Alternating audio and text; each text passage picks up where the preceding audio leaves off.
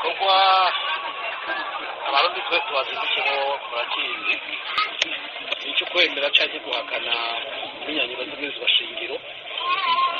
Hanyuma kuba nahisemo kuva ngaho kiri nuko niho mvuka, niho navukiye, niho nakuriye.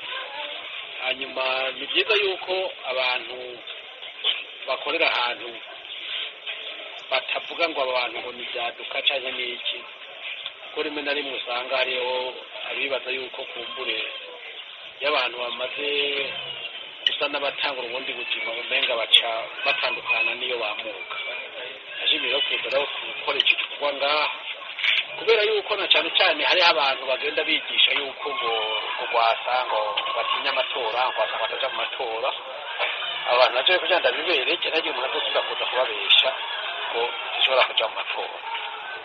Hanyuma gusa ni igikorwa kumbure kiriko kiraba hirya no hino mu gihugu, ariko amatwi adusumira kirimwo ingorane zitari zike, aho usanga hariho hamwe abantu baraye barakubitwa, abandi bariko barafatwa bafungwa, aho usanga abamandateri b'iwacu baze kubakira, ahandi ugasanga hari n'abariko barafatwa bagafungwa, n'abandi baguhera ibikoresho ngo bikunde kumbure ibyo bipfuza iyo ari byo birengana, bakazibira kugira ngo abo bantu boshobora gucungira ku ruhande rw'iwacu ntibashobore kujaho. Dusubire ku kibazo cy'abamandateri, muba mwararonka abamandateri bakwiye mu biro byose kugira ngo bagiye guharura ntihagare ibintu byo kwinuba?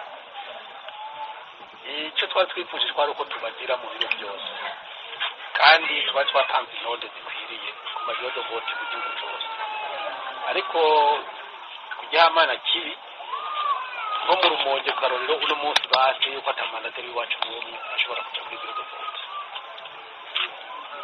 Hirya no hino muri za Bujumbura, Rirare, bageze iminsi bagira uruhigi rw'abamandateri bafata baja gufunga kugira ngo bikunde ntihagire abo tuzoba dufite mu biro de vote. Za Nyabihanga barayimisegeza mw'iri joro bakota abantu, abandi baja gufunga. Mu Rumonge hari n'uwo baraye bishe muri komine Bugarama, n'ahandi hirya no hino ibintu hamwe n'ibyo twumva bikoreka. No ngaha turiko turatorera hariho abamandateri bacu babiri bafuse ku rutonde ejo nk'aya mu magingo ya saa 5. Ntibishobora kuduca intege kuko ibyo ari byo byose ukuri kuzokwamara ukuri kandi umuco uzokwamara umuco.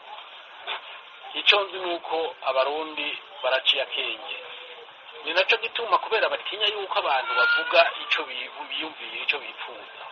Twumva hirya no hino za Bweza, za Muzinda n'ahandi bariko baragenda bafata abantu bakabafata ku nguvu batonze ku murongo bakabinjirana ngo nutore ngo niko bakwigisha gutora ngo tora ngaha. Urumva ibyo binyuranye n'amatora, binyuranye n'amategeko, kuko ntawe utorera uwundi kandi ntawe utegeka umuntu ko atora. N'umukuru w'igihugu yari yavuze yuko umuntu atora ikiri ku mutima. Sinumva rero igituma boca badefuya abantu bo kuja gutorera abantu, no kuja kubatoza ibyo bo batashaka. Mwiteguye kwakira bose nimba ego yotsinda? Yego nishobora gutsinda mu gihe abantu baba batoye bitegembya. Niyatsinda kubera ayo manyanga yose turiko turavuga, ahajya hakurya muri Nyamureza ahitwa Masama, ahitwa Shinge, n'uwundi mutumba nibagiye izina bawumvishe, bariko bajana abantu cyane abantu b'abakenyezi, imbonera kure ziza zibakora ku murongo ngo tuje kukwereka inyutora.